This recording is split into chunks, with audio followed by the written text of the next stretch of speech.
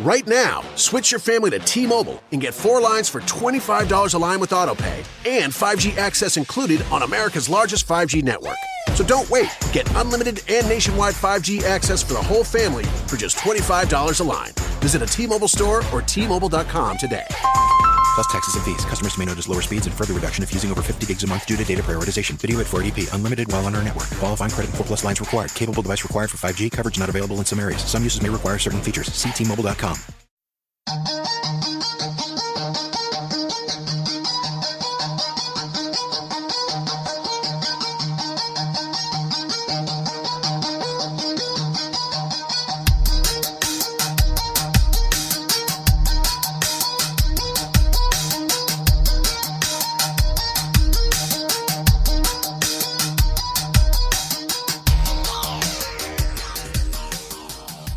What's going on, guys? Rich Butler here. Thanks for hitting the download button to enjoy a brand new episode of Toys and Tech of the Trade, your one-stop shop for toys, tech, and talk with some assembly required. Before we get into the guest for this week, a little bit of housekeeping. As I mentioned in the last 2 episodes, I believe, sometimes short-term memory loss as you get older takes its toll. We're going to be releasing every second Tuesday, so every 2 weeks, but on Tuesdays, of course. We'll be releasing new episodes of Toys and Tech of the Trade. We got a lot of great guests on deck in the coming weeks, so we look forward to sharing their stories with you. If you're in the New York City area and plan on attending Toy Fair, we will be there. Myself and Jimbo Slice will be there Saturday the 16th, Sunday the 17th, and Monday the 18th. We'll be on the show floor, taking some meetings, sharing some toys with our audience. But if you're a fellow toy enthusiast and are working the event, covering the event, or in the industry, and you want to meet face-to-face, shake hands, chat it up a little bit, feel free to reach out via social media. Of course, you can find us on Instagram, Twitter, Facebook, whatever medium of choice, or good old email is still good. So if you're going to be there, definitely feel free to reach out, and we'll always be glad to sit down and chat in between the occasional meeting, because if you're at Toy Fair, that's all it is usually, meeting after meeting after meeting. Speaking of Toy Fair, my guest for this episode, Jonathan Cathey, is the founder and CEO of The Loyal Subjects. The Loyal Subjects is an action vinyl company. Now, of course, when you hear vinyls, the first thing that comes to mind are blind boxes and Funko, but The Loyal Subjects is a little different in that they are an action figure type of vinyl figure, meaning that, or action vinyl, as Jonathan, so eloquently phrased, action vinyl, allowing you to have full posability with arms, with the arms and the legs, and you get a bunch of awesome accessories. What got my attention from, with the Loyal Subjects is that they had a lot of awesome licenses of brands that I remember growing up as a kid: Masters of the Universe, Thundercats, WWE and WWF action vinyls. They're incredibly detailed, super cool just to have on a desk. And like I said, the wealth of licenses besides the ones I just mentioned are very, very cool. And Jonathan and I discuss their recent partnership with Bandai. We're going to get into that, but more importantly, we talk about the journey that he went through as an entrepreneur, starting the Loyal Subjects in 2009 with just $500 and growing it into a very, very successful company in such a short amount of time. And even though, it's 10 years, it's still a short amount of time, because there's still some people on the grind still trying to get to even the smallest part of that success. So I appreciate Jonathan taking the time to share his story, and I hope you guys not only draw some inspiration from it, but can definitely find some actionable information from it as well. Without any further ado, I'm going to turn it over to Jonathan so he can share the toys and tech of his trade. All right, my guest for this week's episode of Toys and Tech of the Trade is Jonathan Cathey. He is the founder of the Loyal Subjects action vinyl company, who just recently signed a massive deal with Bandai. We're going to get into, obviously, the toys and the tech of his trade, the origin of the company, and much more. Jonathan, thanks for taking time out of your busy schedule to sit down and chat with us. Hey, man, thank you. I appreciate it. So one of the things during the research for this interview, and just from meeting representatives at your company at Toy Fair is the fact that, a lot of people know about the vinyl market. They know about the blind box market, but the Loyal Subjects does something completely different in the sense that you guys have created your own niche, the action vinyl market. For those not familiar, what does that entail, and what made you guys decide to go in that direction versus the conventional blind box model?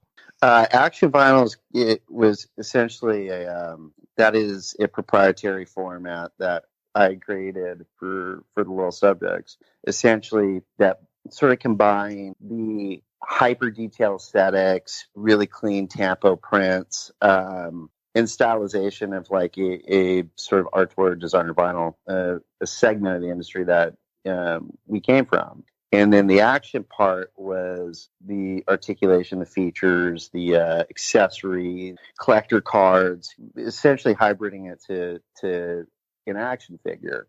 And so the reasons why we wanted to do that is, just taking a big rotobulb and tampering it 20 which ways to Saturday was no longer exciting. I wanted to do something that was visceral, something that was kinetic, something that was more engaging, would stay in customers' hands that you could play with.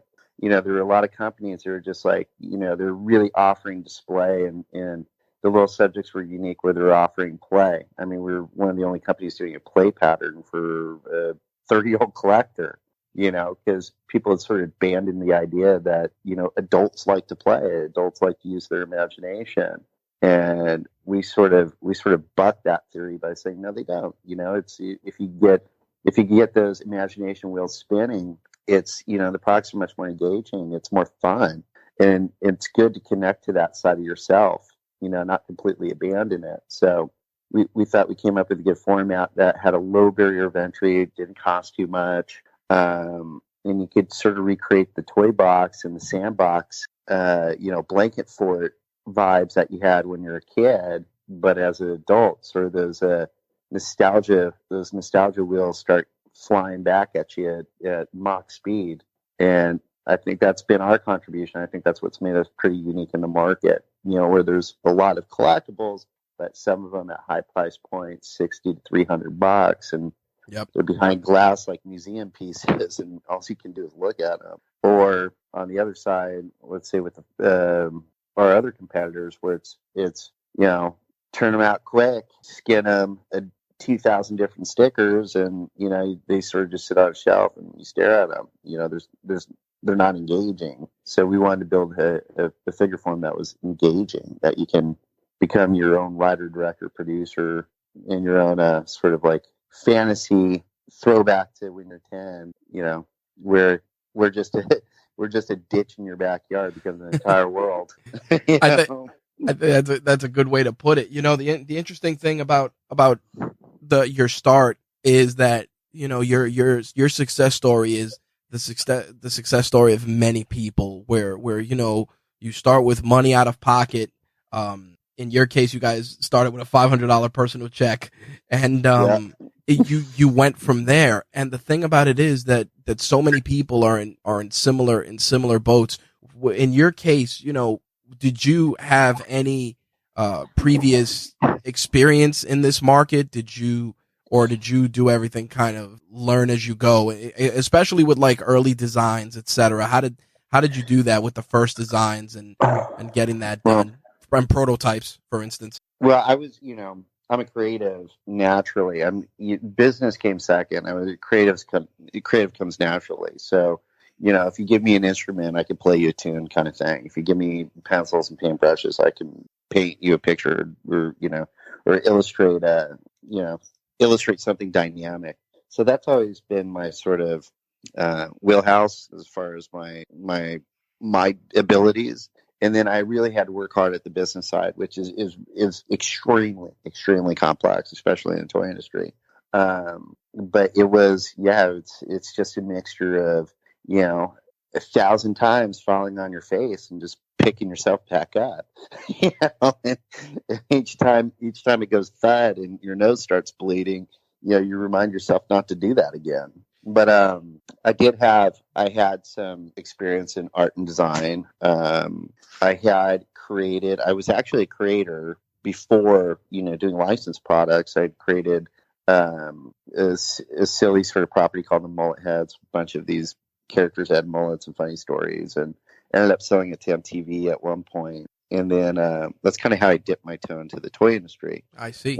Yeah, I think with those, we were maybe one of the first 10, 15 products ever sold on Kid Robot, back at the real genesis of Kid Robot. So I'd been in and around that scene for a while, a contributor to it. And then I'd kind of taken my knowledge of, design, fabrication, manufacturing, and then applied it to licensed product. And then head down.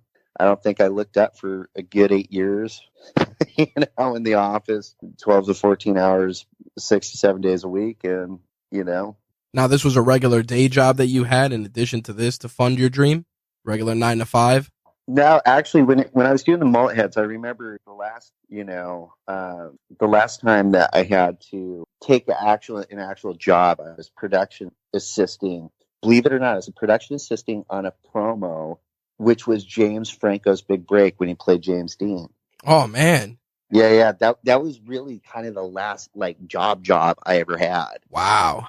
So that was hell of a job to have. Now I remember there was a lot of buzz about Franco, and he was there, and he was just a young kid, and that was his first big role that he booked, was like a TBS movie, the biopic about James. But I had done some consulting work for other people. I was a creative director for a while too. Well, I guess when I say last job, I mean bartender / right.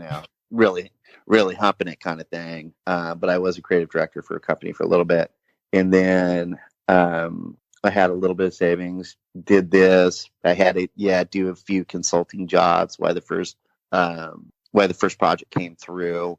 And they're just so fortunate the first project actually sold out, funded the company, was able to take a little draw, pay the rent, pay the electric, that kind of thing. And then pay yourself last. Yeah, exactly.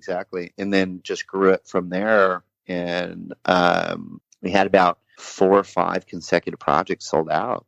And it started happening. That's the way that, that small ideas turn into juggernauts. I mean, it doesn't get any better than that. Now, you were doing a lot of the roto molding, excuse me. You guys dealt with did you go to China to see that firsthand? Yeah, I've been to China over 70 times. I probably spend there about 3 months out of the year there. Wow. So, yeah, at this point, I'm very well versed on all aspects of manufacture. When we started maybe doing some of the rotobulb stuff, it's, they're rotopots. It's not that complicated. There's the construction's very easy, just mushroom plugs, top and bottoms. And then tampo is just tampo alignment. So it's not terribly complex. You still need to know what you're doing. You need to know who you're working with and who your suppliers are. You need to know how many, how to build the pots and your tool plans and your connecting points. I mean, you still have to have a full fabrication knowledge to do it well. But yeah, we started doing it with a lot of roto. I mean, the first thing we ever did was just a straight out injection, an injection piece. It's really just, large injection molds, large injection machine, big steel housing plates with the tools inside, just shooting it with, plastic pressure that could puncture a hole in the wall of your house. But I did move from that to roto, not because of any convenience. It's more convenient, or it's more quick as far as production process to do injection. But roto had kind of a look and feel. It was smooth. Roto's not porous. The tampo is really clean because the surfaces are really smooth, and it kind of lent itself to that designer look that was more print driven than sculpt driven. Okay. Now, you were providing the designs. You were doing, in other words, you were sketching them out and then going to the plant and saying, okay, this is how it's going to be. This is how I want the connection points to be. This is where I want the action mechanics to be for a particular figure, accessories, etc. Did you sketch that out yourself, or did you partner with an artist to do the sketching? I know you're a creative, but I know there's only so much that one person can do. Yeah, believe it or not, yeah, in the beginning, you kind of do everything, the packaging, the photos, all of it. It's kind of absurd. But yeah, if it was on the roto stuff, we'd work with artists like local guys that were, had a little following. They're kind of pop surrealist artists, and they're people that we know. But yeah, as far as the construction goes, we knew how to make these, these I call them totems. They're more totems than anything. And I'd be in Asia frequently, 4 to 6 times a year, essentially, working on these projects. But yeah, some of them I've done the turnarounds for and collaborated on the projects. There's a few of the designer vinyl ones that we've put out where I actually did the turns on them. So it could be anything, like for the action vinyls, those origins and concepts were originally done by me, and then the tooling plans, obviously in collaboration with the engineers over in China. Yeah, we work with a number of sort of control artists or sculptors and designers and graphic artists now, that help bring this whole thing into a working product, or into a design product, a concept product that we then go out and build the tools for, and that's a whole separate process in itself. Design's only one part of it. The construction is the tricky part. How did you overcome things like time difference, language barrier? Clearly you weren't sleeping, because obviously the time difference, especially if you have to review proofs, etc. How did you overcome that? Did you have a point person over there that kind of helped with that? Did you have to learn Chinese next? Like how did that work? It's kind of funny. I was telling my girlfriend, she was with me. I just got back about a week ago. I was out there for Hong Kong Toy Fair, and I told her, it's like, you're kind of seeing everybody come from the States dropping like flies while we're out there. Everybody's looking like 20 minutes to hell, baggy eyes, dragging, hardly hanging in there. And I used to say, it's like, yeah, when I come over here, I always thought it was like some sort of attention problem I had, because, I would get here and I'd be tired. I was young. I was in my 20s. So, and then I had to hit the ground running. There was no time for rest. It's like, you get there, you sleep, you wake up early, you're on the train to mainland China, and then you're working in factories all day. And, I'd hit these walls sometimes, and I would just push through them all the time. You just end up working like 5-6 days straight, 14-hour days. Wow. And it didn't dawn on me until later that, wow, that was pretty hard. That was actually, it was supposed to be hard. Right, absolutely. The juice has to be worth the squeeze, man. Yeah, I thought it was, it was really, me having, as I was kind of like fading out of consciousness at times, thinking, there was a problem with me, but no, I was just really pedal to the metal going through this, the time change and the whole thing. But yeah, there's the operatives we work with, there's some that know some English, and and a lot that don't. I knew I'd spent a lot of time there when I started saying phrases in Cantonese. Wow. I'd just be sitting there and I'd order something in Cantonese, and I'd be like, "Oh my God, I can't believe I did that." And this was just because you were absorbing it, right? It wasn't even because you were consciously sitting there like trying to teach yourself, right? No, yeah, just being out with people. Yeah, just having been there so many times at one point. You sort of pick up Cantonese and phrases. Very hard language. It's got 6 tones, so it doesn't mean I say everything right. I could say dan, which is egg, but the person who I'm saying it to is looking at me like they have no idea what I'm saying. I'm saying dan, and they're like, no, dan. So right. It's like that tone inflection means a lot. It sounds the same to me, but to them, I might as well be saying, bloobity bloobity boop. That's crazy. That's crazy. So it's a very artful tone language, and it's hard to pick up, but I've been there so much, I spent so many times with nationals that you pick up a little manuals along the way. You were talking about that you did Hong Kong Toy Fair. How's that experience versus a toy fair here in the States? It's very different. It's a Hong Kong toy fair for a lot of the companies. They're in showrooms. They're like hotels or office buildings on the Kowloon side. Small spaces in these sort of office malls. It's bizarre. It's like CES more so than regular toy fair then. I think CES is probably really grandiose because Wow. those hotels are in the Mandalay Bay and things like that. I mean, you're talking about the Shangri-La in Kowloon and in these sort of like old school Chinese places. But in the convention center over in Wan Chai, I think is it Wan Chai or Central, whatever the convention center is at. I really don't go there. I've only been to the convention center one time over there. I'm usually in the showrooms or the office buildings. But the convention center is unique as it's really Chinese inventors. It's like all the factories invent the new thing. This is how things like Hatchimals and fingerlings and all that stuff comes into play. It's really I don't know particular. No, of course.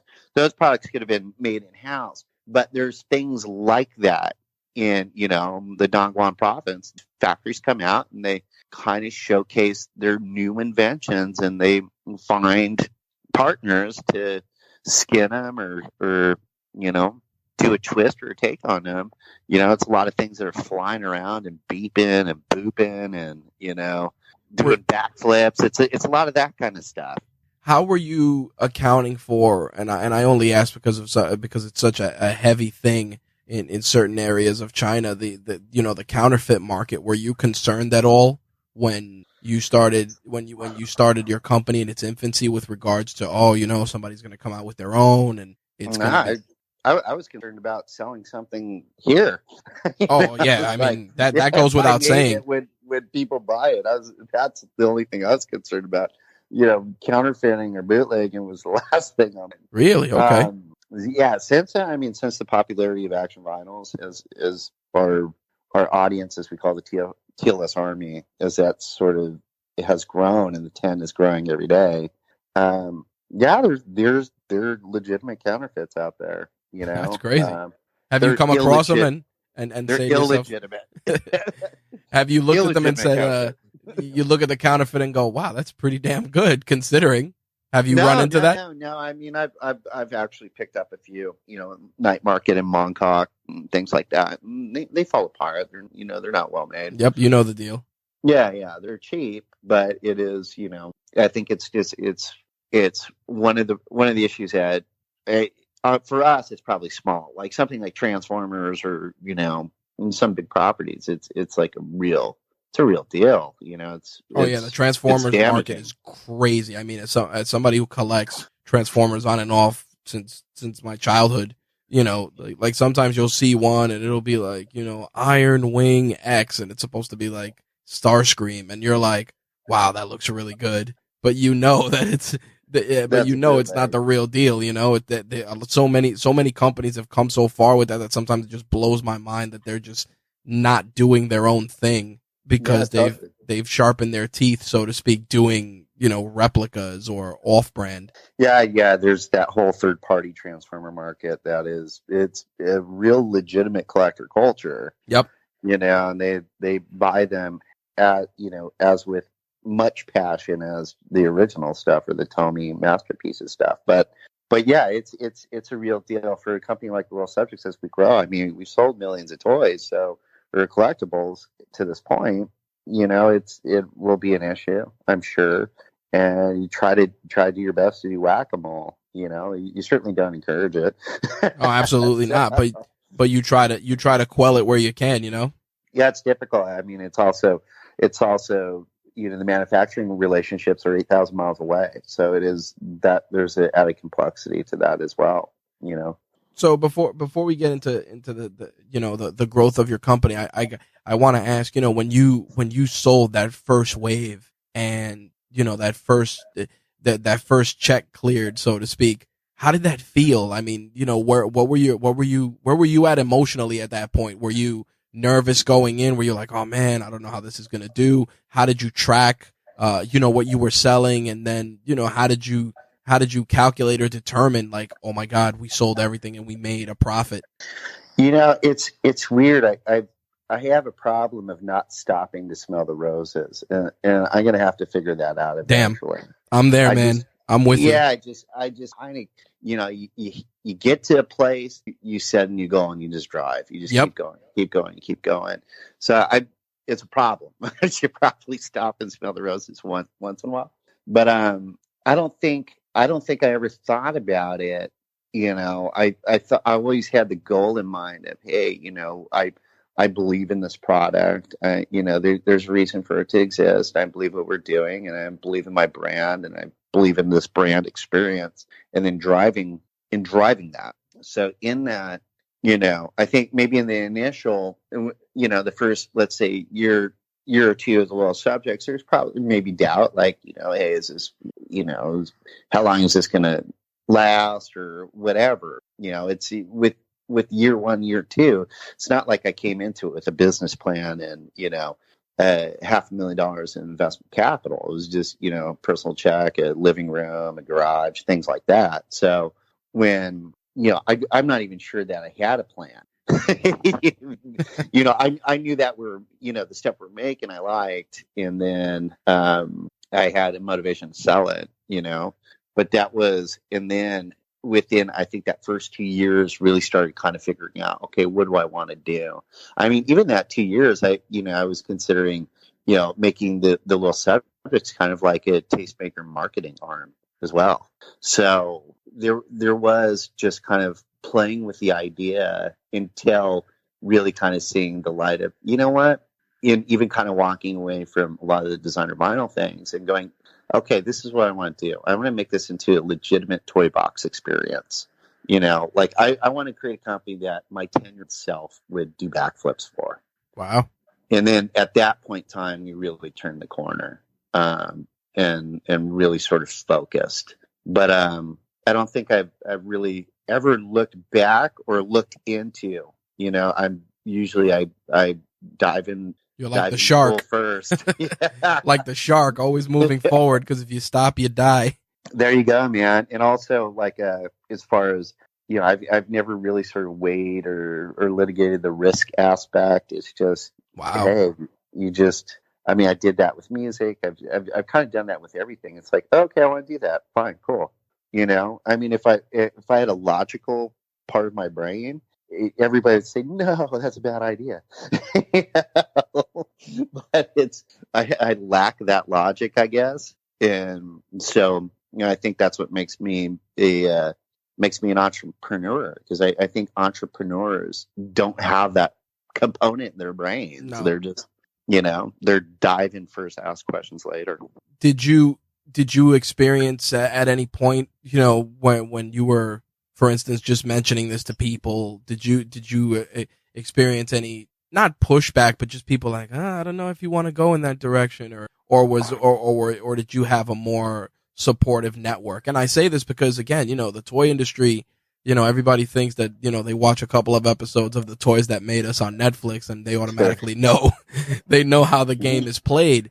But well, the big game, especially when you go to mass, I mean, you're dealing with companies that are publicly, held companies, and companies that have, private equity money and $250 million and greater. And it's a very competitive, cutthroat world. The licensing is cutthroat because, the big titles are controlled by, the top three companies, and, they don't want competition. They're taking away from their core product. So it is, once you get to like the big boy game, it's nuts. There's a lot of boxing gloves in that game. But as far as, like, let's say friends and family, or no, believe it or not, the majority of my friends are musicians. Oh, so man, so you totally out of left field for them. They're like, okay, you want to do that? Yeah, they had no idea what the hell I was up to. Gotcha. Yeah, they're, to them when they start seeing it, they're like, oh, dude, that's cool. Like, that's pretty cool. But they're interested in guitars and drums and playing shows and touring and making records and things like that. And, then I have other friends who are, fine artists and painters and things like that. I think they thought it was cool. It was neat. It was different, and eventually when you could start seeing this thing grow, and there was an actual public appetite, and there was, these pods of cultures developing around the brand that kind of gave the brand a lift. I think at that point, those people could actually look into it and say, "Oh, okay, cool. Now I see what you were doing." Okay. Now, Yeah. now when it came to securing, I was a toy outsider, essentially. that's a good way to look at it. Wasn't buddy with anybody in the industry, tell you. Yeah.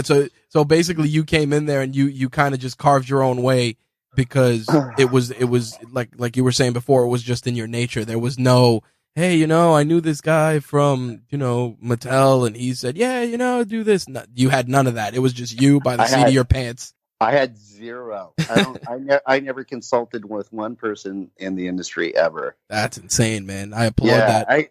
Much respect. I never met anybody from the industry. I mean, I think I had a roommate. His mom worked at Mattel and did like the strawberry shortcake. Okay, but that conversation never went as far as, oh, my mom worked at Mattel and did strawberry shortcake. That's about it. It came and went. So it's like, I mean, if you live in LA, Mattel has employed a lot of people. So it's, tens of thousands of people. So if you live in LA, there's a good shot that someone either works in the movie industry or has worked for Mattel, believe it or not, or Disney. That's pretty wild. So that net goes pretty wide, but just looking back, no, we really didn't know anybody. I mean, I knew like Spike from Spike and Mike Sick and Twisted, Spike Decker. I knew him. That's about as far as it went. I knew this kind of funky animation enthusiast guy down in San Diego, and I knew a girl from Otis who was a sculptor and who knew a manufacturer, and that was it. But it's, if I looked at my LinkedIn every time I'm linked in with a lot of, guys that are, presidents or CEOs of toy companies, large ones. And they all seem to have sort of like natively come from that industry. I would view myself more of an outsider of, and I think we create in a bubble like that. We're just really not influenced by other companies. We kind of do our own thing. Well, that's good too, because you don't want to get, the accidental inspiration, I like to call it, where, like you're around a buddy of yours and he uses like a phrase, and then, a month later you're using the same phrase and you're like, how the hell did I start doing that? Yeah, totally. I mean, I do have that. I'm from Laguna Beach originally. So, I definitely have sort of the surf skate language for sure. Right. It's like embedded in me since age 10. I can't shake it to save my life. But as far as like the industry and toy industry, I knew no one. I really didn't. I still don't know if I really do. I mean, I know these guys that are owners of other companies and CEOs and things like that. But, right. But that's just because you're in the same space, not because you consciously, which is, it's like association. Like, oh yeah, I know that guy. I've seen him at a trade show or two. Or hey, yeah, I've seen him around the show floor. Like that's about it. It's kind of like that. Yeah. It's like, it's, if I'm hanging out on my own, and I'm usually, playing music or, finding the inspiration to draw and paint or write or reading books and things like that. So it's, it is, I do kind of come at it with a bit of a different swing, I guess. Nothing wrong with that. Sometimes the different approach might be what sets you apart from everybody else and is a key to your success. And so far, I think that's been a big part of it. Yeah. It's funny. It's there's some like these, a couple of these streetwear culture guys had come to the office not too long ago and, talking about Halo projects and making things cool. And I told him, it's like, dude, I'm not concerned with being cool. Like you either are or you're not. I don't know if I am or if I'm not, I could be totally uncool. So, and the point being is you just got to do you. That's it. Whoever you are, that's what you got to do. At the end of the day, I think that's the best narrative in there, which leads me into my next question. You guys went to secure financing from an equity firm, and you were already kind of had the company rolling along. How did you approach that? How do you present something like that to to a company like this? Did you, what went into it? How did you prep, Well, yeah, bringing a private equity into your company, it's difficult because you have to be at a place where an investment is a let's say you have to be able to offer something for investors to come in. It can't just be an idea. There's got to be proof of concept. There has to be money. There's that's already tracking through the business. The business already has to be in pretty good shape. Obviously, growth trajectory. And the investors can see that, hey, this is if we invest in this, we could really motivate it and push it to the next level, and our investments will pay off. So you have to have all those bases kind of covered. So we've done exceptionally. I maybe exceptionally, maybe who knows, but I think pretty good. Just on our own accord with that $500 check. You know what I mean? And we got pretty far. Revenue was good, sales were good, customers, there were more stores interested in the loyal subjects. We had opened up Target independently without any investment help. How'd that go? How'd that approach go? Because Target, it's interesting. I've watched the evolution of Target become, from just a company with a toy aisle to a company having exclusives to a company having dedicated collector areas. I went in there recently and they were selling like NECA stuff. And I'm like, what the hell? Am I in the right place? Like it was so weird. Yeah, no. And that's more Darwinism than anything. So it's like, CDs and DVDs and electronics as those sales or they're just becoming obsolete, period. Or the sales are declining in some of those segments, like Circuit City's not around anymore. So as soon as they start clearing that out, there's space for something. And it's, pop culture is really, that is the zeitgeist. It is at an all-time frenetic high with a lot of goodwill and enthusiasm and motivation. So the next extension to pop culture is, in terms of content, being movies or video games, is our product, is merchandise. So they're clearing out essentially dead weight and bringing in things that people want, and it's a good time. I mean, whether there's 4 or 5 Marvel movies releasing every single year, 10 superhero movies a year, and then these sort of shows, these sort of pop culture events like Game of Thrones or Stranger Things, that really motivate collectors. So I think Target and Walmart definitely making the right moves for that. But it's really born out of, obsolete, the deceased obsolete. I'm trusting you're probably not running out and buying CDs anymore. No, it's funny you say that because, I remember when Toys R Us was going under and everybody was like, Toys R Us and blah, blah, blah. And I said, listen, the first thing everybody jumps on is the easy target, which is blame Amazon, and I tell people, I'm like, listen, I've lived through Lionel Kitty City, KB Toys, they rise and they fall. And part of the reason is because their business practices were just, they didn't move ahead with the times or they didn't adjust. And I think that Toys R Us was in a weird place where they were kind of set up to fail after they took out that big loan to restructure, and they were kind of on the hook repaying the loan and trying to stay relevant. And what ended up happening was it wasn't just the Amazons of the world. They had to go and fight Target and fight Walmart and fight the mom and pops and fight Barnes and Noble. And at the end of the day, people are more educated now. People aren't going around just, we'll go and do all our Christmas shopping in Toys R Us and be done, Like some people don't even want to leave their house, and that culture changes. Well, yeah, I would say, Amazon's is a big obstacle there because of that, just because of the convenience of shopping and clicking a couple buttons and having something arrive at your house in a couple of days if you have the patience for it.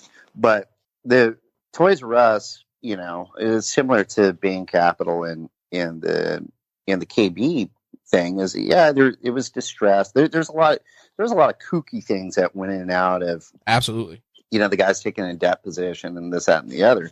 But the liquidable assets were there was gains on liquidable assets for Toys R Us, undoubtedly. I think Toys R Us's biggest downfall is more the shopping experience. You walked in there, the people that worked there didn't know the products. Nope. They're sort of disinterested. They didn't want to be there to begin with. So it had to do a lot with training. The stores were just stuck in 1981. 100%.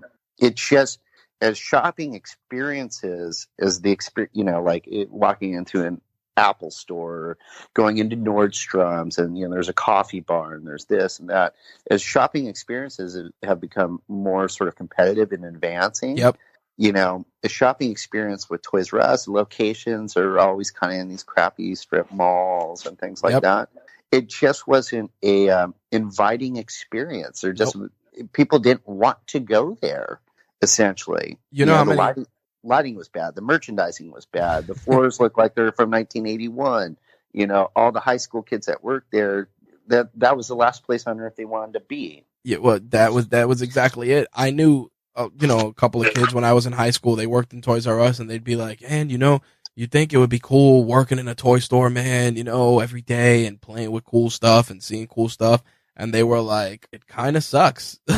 like that was the exact answer that they came with. They were like, "It kind of sucks, man." And I'm like, "Why?" And they were just like, the way they do things, and they don't really put the stuff out, and they don't display the stuff for kids to really want to buy the stuff, and parents are miserable because they got to come in there and wander these aisles to try and find one thing.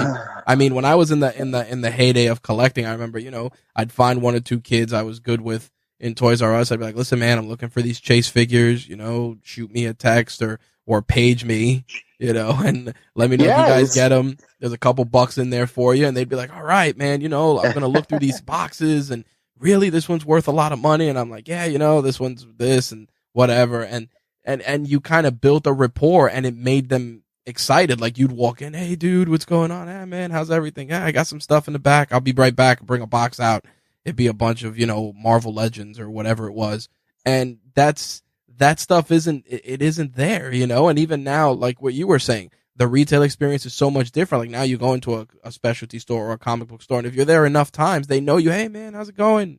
I saw you here last week. I pulled this, I know you like this." Yeah. Retail shopping is really, curated these days. 100%. It is about the, being personal, and it's about being in really customizing experience. Like I said, if you go into a large retailer, like let's say Nordstrom's, I mean, they're doing everything shy of, dusting you off, combing your hair, putting a little cologne on you, and greeting you, and sticking a espresso in your mouth as you walk in the door. Yep. So if that's the high bar, it's just being a warehouse with classroom like lighting and stuff all over the aisles, and everything kind of mix matched, and it was crazy, especially the real dingy ones. That's really what did them. I feel like if they had when they had the chance to, they actually invest into the remodel and sort of the training, they should have taken that opportunity. 100%. And it could, because in an actual standalone toy store, there is plenty of room in the market for that. As you can see, this last holiday, toy sales are pretty decent. I mean, action figures, some of that stuff is down, but there's still disruptors. LOL Surprise, Funko's a disruptor. There's things that are doing really well. And things are even going down to TJ Maxx and Marshalls and Ross. There's other people getting to the game, which does mean there's still a really valid reason for a standalone to exist. They have to speak to all the potential customers in a very curated, customized way for it to stick. I mean, it's not a price thing either. I always tell people all the time, listen, Apple sells some of the most expensive hardware in the game, but you have no problem plunking down $1,000 for an iPhone, because you know that if it breaks, you walk in there and they don't even waste time like trying to they'll diagnose it, and they'll just be like, "Here's a new," because they don't care, like Apple's at a stage where it's like the customer experience is crucial. And if we can make them feel good, it keeps them around. Even if we sell, high, our customer support is high enough to match that. Yeah, it's like sitting first class on a plane. Yep. You walk in the plane, they give you, orange juice, give you pajamas, slippers, the whole nine, make you feel like you're worth $1 million, even if you're worth $2. That's what you have to do to people at retail. You have to make everybody feel like everybody's got to be Brad Pitt. Nope, once you're they right. walk in the door, everybody's got to be treated it with that sort of like, with that curated sort of white glove experience for it to stick. Because as you're saying, the other motivation is just to, watch Netflix and plug it away on your computer, and it'll be at your house in 2 days. That's it. Now, one of the big things, and we mentioned it at the start of the interview, was the growth of your company now. This incredible partnership with Bandai. I want to touch on that a little bit. How long was that in the works? And what made you? Did Bandai come to you? Did you go to them? Like, what makes them the ideal partner for you guys? Yeah, it's really funny. When we were opening factories in Asia, part of our prerequisite is, do you make Bandai products? Because the quality, the quality of tools, the tolerance levels on the tools, the labor operation quality, the assembly quality. It's AAA. So part of our requirement was for factories to also be in the Bandai game for us to join, because we knew we would get a great product that way. Knowing that Bandai's they're sticklers on the products too, so the factories understand complex deco, complex construction, these sort of like multi-skewed character assortments and Easter eggs, low production units, all these kind of the pain in the butt things that the Little Subjects really is for suppliers. If they're doing Bandai, they're accustomed to some of that. But so we'd always admired as, AAA sort of product quality, and, a really great figure form, and action figures were top notch. And the Tamashi offerings were some of the high art in the action figure market, if not the high art, SH Figure Arts, Tamashi. So we'd always been admirers of Bandai. And then opportunity had it, with vacancy of Power Rangers to really let other brands sort of collaborate with Bandai and have Bandai, which is just a giant engine. They have a huge infrastructure, a big presence in Asia, a big marketing presence, a big sales presence. To find a company like Little Subjects that would need that sort of driver in engine from, a formidable infrastructure, who already had good creative and, it had great products, fan base, a growing fan base, and then retail space, and then also great slate of licenses. So it just kind of worked out. It was just the stars aligned, as they say. Natural progression at that point. Yeah. You respected their work. You knew that they were going to be a quality partner, and it just fell into place, huh? Yeah, it's sometimes, the stars align. You just get lucky, and things aligned where it seemed like a timing for like a Bandai and the Little Subjects partnership, and our strategic partnership of what we're doing was, timing couldn't have been better. It couldn't have been better for us, couldn't have been better for them, to really drive a brand like the Little Subjects and create some critical growth. So, I have, just that the magic that floats through the stars sometimes, and I'm excited to see what you guys cook up. I'm looking forward to seeing what you guys have on display next month at Toy Fair. It's gonna be cool. I think that what you've done and how you've crafted this offshoot, this unique collectible but also play-worthy item is something that, and especially building it on your own, starting from the ground up, is just, it's a testament to hard work and just entrepreneurship. There's no better story than this, man. I think, I like the and, as an 80s baby, I love all the licenses you guys got, Thundercats and old WWF and WWE stuff. Like, I remember when I first learned about your brand, it was at last year's Toy Fair, and I walked over and I'm like, holy cow, is that Macho Man? And it's like a little Macho Man, and I'm like, this is awesome.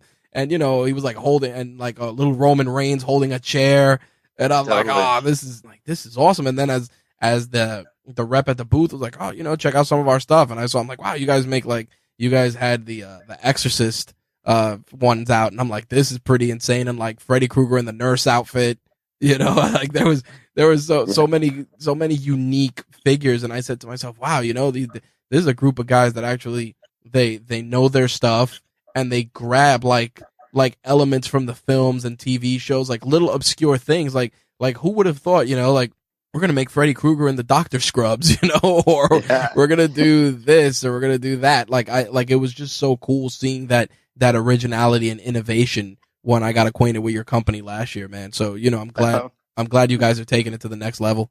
Right on, man. I mean, and that's really what the Little Subjects tries to focus on, is that, remember, we're custodians of the IP we license. So we want to tell a genuine story, and there are a lot of Easter eggs in these stories. There's critical movie moments, or a critical moment in animation, or a critical toy moment, or a critical comic book moment that might seem very nuanced and niche, but it had a lot of impact for people. So we want to tell that story succinctly, and we kind of want to do a deeper dive than just, staying on the surface and just trying, we're not in it to sell plastic by the pound and sticker slap.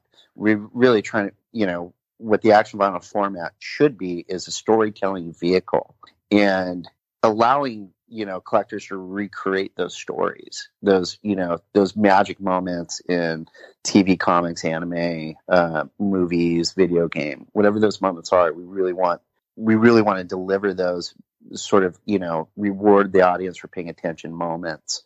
The other thing is there is a truth to it sort of being like, keys to the time machine. There is a nostalgia vehicle about the Little Subjects. It should, 100%. When you do see, when you do see Motu and Thundercats, for sure, that should. If you've ever seen Ratatouille, there's a scene where the big food critic, the rat, cooks up this sort of, this sort of peasant food, delivers it to the food critic, and the first thing when the guy has the first sip of it, it takes him back. The first bite of it, it takes him back to when he's 10. And the comfort of his home and his mom and all these warm memories come back. That moment in that film is kind of hopefully what we provide a little bit of like, you see it and you're like, oh my God, I remember standing in KB Toys when I was 10. You just have that immediate flashback. I mean, that happened for me only because, like, when I saw the WWE and WWF figures, I remembered, they did the LJN, and they had the thumb wrestlers. And you'd put your thumb in the back, and and they were just all rubberized and stuff. And that's what it reminded me of, like the simplicity of that, like, oh man, this is kind of cool. And, for a little kid who kind of thinks, like Jason is cool or Freddy is cool, like they can do that, and have little interchange accessories. And it's crazy just because like interests have varied so much. And especially now, I just had my first child, and it's like, one of the first things I had her watch, I just put it on and she was mesmerized, was like the original 84 Transformers movie, because it was so vibrant and so colorful, and she was just glued watching it. And it's like, I get to share this with you. And for me, like I said, I still buy a lot of this stuff, mostly because I couldn't buy it when I was a kid, or because, like life was a little different back then. So seeing things like that, it puts it in front of a new generation. And I think the best part is the barrier of entry is so small. I mean, my wife's goddaughter, she carries a little backpack, and all that's in her backpack are little figures. Yeah, exactly. The price of admission to participate is small. Yeah, and even though it doesn't matter, it's if someone's got $11-12, it's still $11 or $12. Yep. I mean, you buy a meal with that. It's still value. It's a real high value regardless. But what you try to do is, for that price of admission, you don't want it to be outrageous. You want it to be affordable, but you want it to be a high experience driver. So having, Agreed. A posable figure with, a great sculpted face and gestural abilities, and being able to sort of recreate these scenes and battles in the Little Subjects world or universe, everything makes sense. Like Freddy could battle the Red Ranger in our universe, and it's like, of course. Yeah, it's like, why not? yeah, and that's kind of that's the fun too. So yeah, it's for $12, we want to make sure that you're getting a lot of fun out of it, essentially. But you're right, that nostalgia vehicle, all those warm feels and memories, and it's important to people. It's also, it's like, there's everybody's slugging it out there. Nope, 100%. It's Rock'em Sock'em robots out there.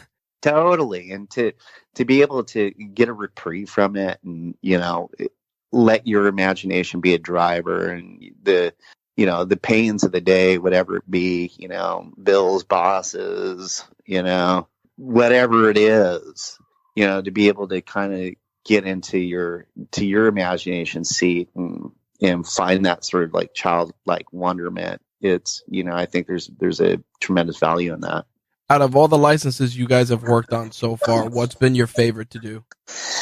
Yeah, it's hard because every new thing is like my new baby. I spent so much time with every product and every stage of the product. I'm very hands on everything as far as the product development, and the creation of the product. So everything's like my new favorite thing. Like, I loved How to Train Your Dragon because I thought those figures were very beautiful. I thought the dragons were very beautiful. Yep. The Game of Thrones stuff is pretty awesome. It's going to be impressive. We have a 6-foot Night King in our booth at Toy Fair. Oh man! I also have a 5-foot He-Man riding Battle Cat in our booth too. So I'll make sure to get plenty of photos of that. Yeah, it's going to be quite a presentation. The Hot Wheels stuff is amazing. I think it to be true. I'd have to check with Mattel, but I think the only people that make Hot Wheels are Mattel and the Loyal Subjects. So our version of Hot Wheels, I think, are pretty magnificent. And obviously, like to be actually making Hot Wheels, like if you told me 10 years ago, I would make Transformers, G.I. Joe, Hot Wheels, Teenage Mutant Ninja Turtles, Power Rangers, I'd say you're crazy. Yeah, nobody. You'd be like, to think that I get to play in this sandbox at this stage of the game is like I said, it's a testament to hard work. Yeah, totally. I used to have black hair. Oh, I'm with you, brother. I'm with you. All right. But so the Hot Wheels stuff is I'm very, very excited about that too. It's just cool. There's a natural marriage between Hot Wheels and our collectors, as is. I got to try and grab. I want to get the Ren and Stimpy ones for myself. I grew up watching those are killer, man. Yeah, we Ren and Stimpy. That was insane. The Rugrats came out just brilliant. Yep, those were really nice, man. The Chucky you guys did, I was like, wow, that looks like straight out of ripped right out of the television. It was really cool. Totally. Yeah, between the Rugrats and the Wild Thornberrys, the characters that we did on both those TV series, they were really good. Like, and the fact is, we maybe take too much credit for this. It's really the IP. It's the creators like Klasky, Chupo. We're able to sort of like lease this great, brilliant creative. Do you know what I mean? Sometimes, I think the manufacturers have a tendency to take too much credit for what they do. It's like, at the end of the day, we didn't make up Teenage Mutant Ninja Turtles. We have an interpretation of it, but we really have to thank Kevin Eastman and Peter Laird. Yeah, absolutely. And believe it or not, actually toy Playmates, because Playmates did a lot of creative development and origination on it. But we get to inherit some of this, or lease this great creative, and what we try to do is we try to be genuine and true to that creative. That's what we try to do, obviously with our TLS fingerprint, but in the end, we're really trying to tell the story from an indigenous place. And so for the Rugrats, I think they came out really good because we stayed true to what Klasky Chupo created. Yep.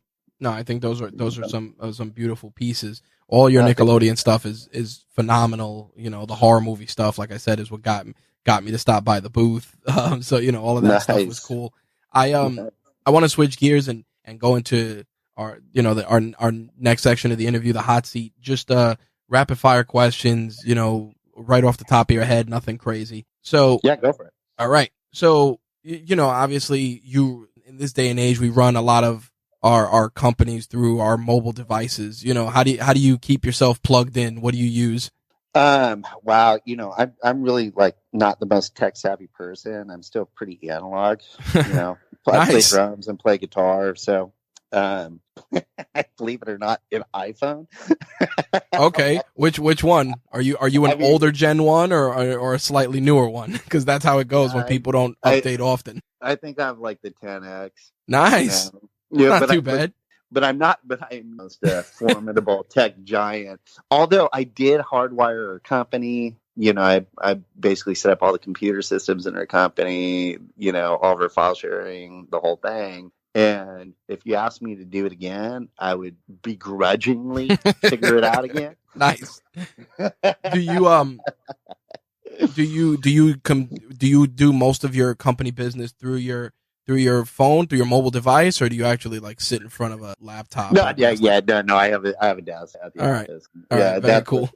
But I'm on 24/7, so I actually work like 3 shifts. My morning shift is coming through phone calls and action items. My afternoon to early evening shift is working with the employees and all the touch points that need attention. Later shift is trying to get through all of my emails, and then the last shift is really at the night because that's when China is right. When our Asian teams are actually up. Yeah, so I kind of have this sort of round the clock schedule. So I have a consistent routine between a desktop, a laptop, and a phone. How many employees do you guys have? Worldwide now, it's a pretty small team, 12. Wow. Okay. Yeah. When you turn on your phone in the morning, where's the first place you go?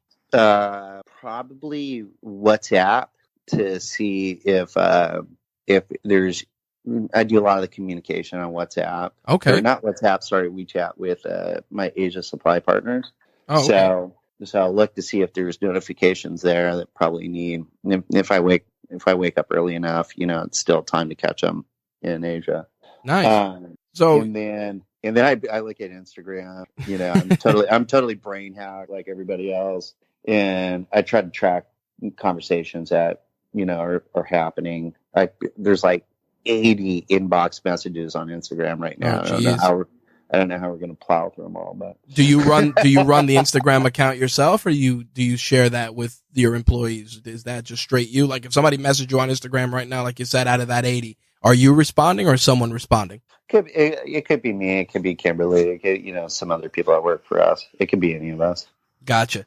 Okay. Yeah. It's not always. Okay. As a musician, what's playing in the background when you work?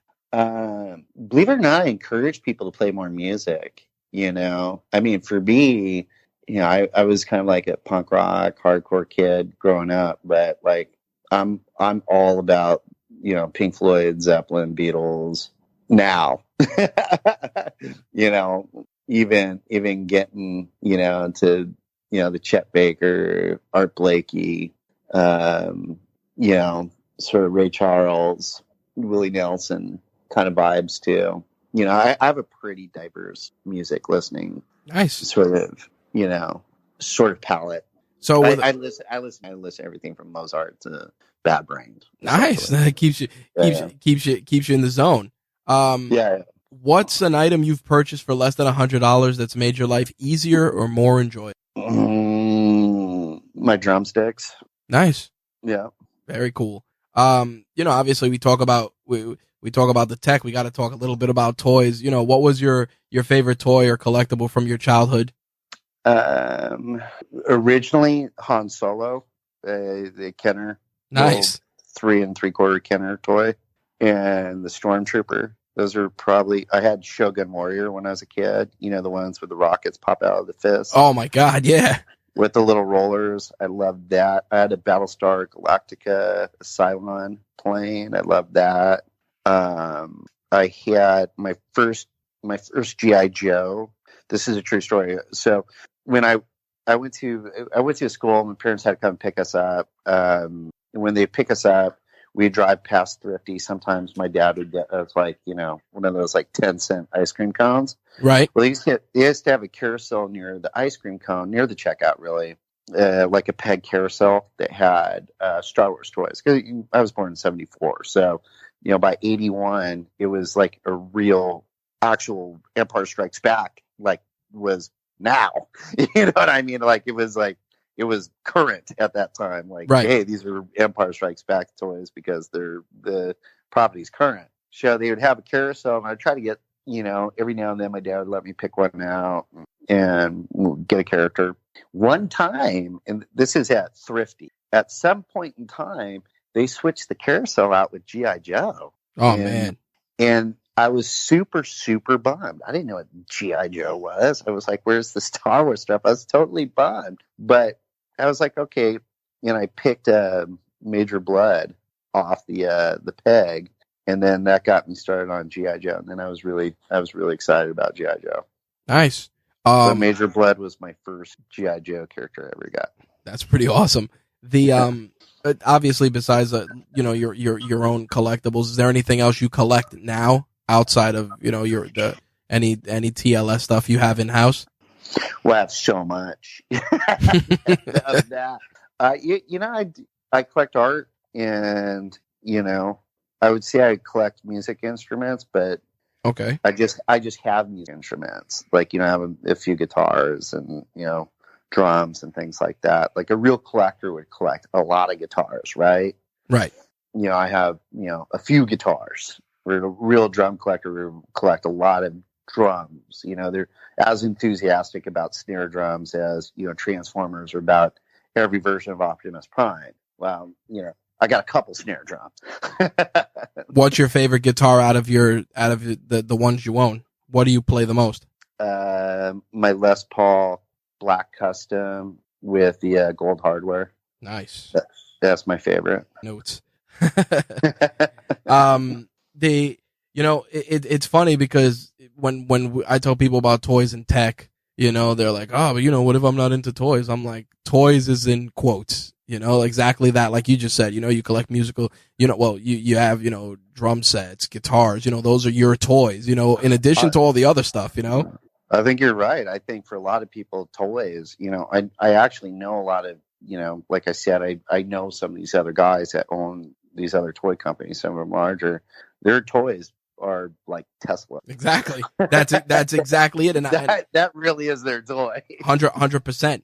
I did want to ask, and this is more so just a little open ended. Now that you guys have secured the Bandai, the Bandai partnership, where do you guys see yourselves, 12 months from now? Like, where would you like the company to be 12 months from now? I think we see ourselves where we mapped out our goal.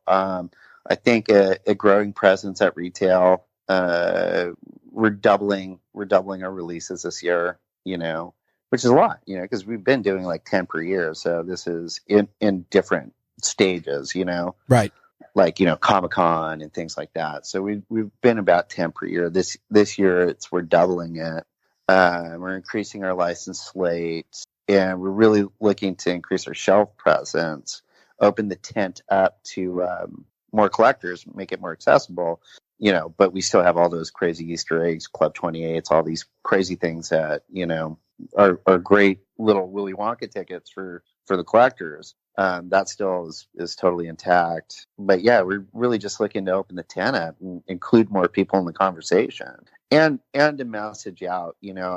I do write our blog, and it's embarrassing because I just have not written much because we've been so head down and building these programs and the things. So hopefully this year I get to open up and be more of that sort of consistent weekly voice. That would be ideal. No, I think that's, the engagement that you guys have, even though obviously you're growing with the company, it's still very good compared to so many other companies that are out there, where it's like they put a post on Instagram and that's it. There's not as much engagement. Like I appreciate the work that you guys try to put in, especially with regards to trying to keep your fan base, engaged. It's huge, man. Well, without them, there's no us, So it's like, we've never set up a company to have like a velvet rope. It's just, we're all one gang. We're one and the same. If our customers are on the same mission we are, of like, hey, this is cool. Let's do more. So we're trying to share the stage with them. We might be playing in the band, but we don't have a barricade with a bunch of bouncers in front. You're welcome to sit on stage with us. Nice. I think that's a great segue into what we like to call the reach one, teach one moment. For somebody that's starting out just like you did, what would you tell them, if they were in your shoes now in 2019? You just listen to your heart, listen to your gut, and follow what you want to do. It's, I don't think there's any bit of advice or a mechanic or a structure that can help someone be more successful or less successful. I think, having a tremendous will, having a very hard work ethic, and learning from your mistakes, and being humble, and that will lead you to the right place, and following your vision, whatever it is. If you want to be the best fisherman in the world, whatever, follow it. That is a perfect way to do it. Well, Jonathan, yeah. I truly appreciate you taking time out to share the toys and tech of your trade. We look forward to seeing you at a toy fair next month. Right on, man. I'll see you there. I'll be somewhere around the 6 foot Night King. You got it. All right. Thanks, man. I appreciate it. All right. That wraps our interview with Jonathan Cathey from The Loyal Subjects. To find out more about The Loyal Subjects and some of the stuff that Jonathan and I talked about in this episode, make sure to check the links in the show notes. As always, for transparency, some of those links may be affiliate links where your purchases allow us to receive a small commission, which we apply to giving you better listening experiences, better video, better audio, better everything for RageWorks and all of its shows. So definitely try and make your purchases through the affiliate links if possible. We would really, really appreciate it. Also, if you're listening to the show on iTunes or Overcast or any of the other major podcast partners or websites, make sure to leave us a review. We would really, really appreciate it. Last but not least, if you are interested in being a guest on a future episode of Toys and Tech of the Trade, shoot me an email, rich@rageworks.net, or use the contact form on the site. If you just want to keep up with RageWorks and everything we do, you can find us on Instagram, Twitter, Facebook. Our biggest engagement usually is on Facebook via our Facebook group. You could just look up RageWorks, or via Instagram. We do use Twitter, but it's usually me running the account, and I usually just share our posts there with some engagement here and there. Definitely trying to up the ante in that department, but you guys know how it is. All right. Thank you guys for checking out the latest episode of Toys and Tech of the Trade. We'll see you guys in 2 weeks. Thanks for listening. Peace.